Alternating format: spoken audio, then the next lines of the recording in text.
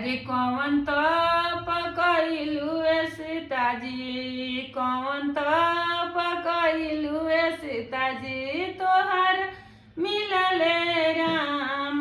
कौन तप कइलू सीताजी, तोहर मिलले राम। त कार्तिक नेहाइनी सखिया, कार्तिक नेहाइनी सखिया, भतुआ कइनी दान। ये तप कइनी सखी हो, हमारा मिलले राम। ये तप कइनी सखी हो, हमारा मिलले राम। कौन तप कइलू सीताजी, तोहरा मिलले राम। माघ नेहाइनी सखी हो, माघ नेहाइनी हो सखी हो, कंबल कइनी दान। ये तप कइनी सखी हो, हमारा मिलले राम।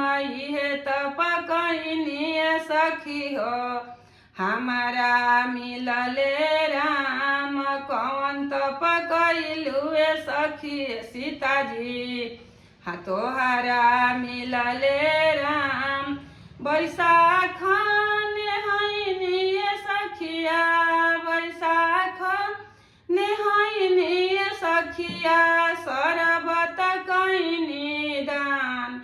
इहे तप कइनी सखी हो, हमारा मिलले राम। इहे तप कइनी सखी हो, हमारा मिलले राम। कौन तप कइलू सीताजी, तोहरा मिलले राम। कौन तप कइलू सीताजी, तोहरा मिलले राम।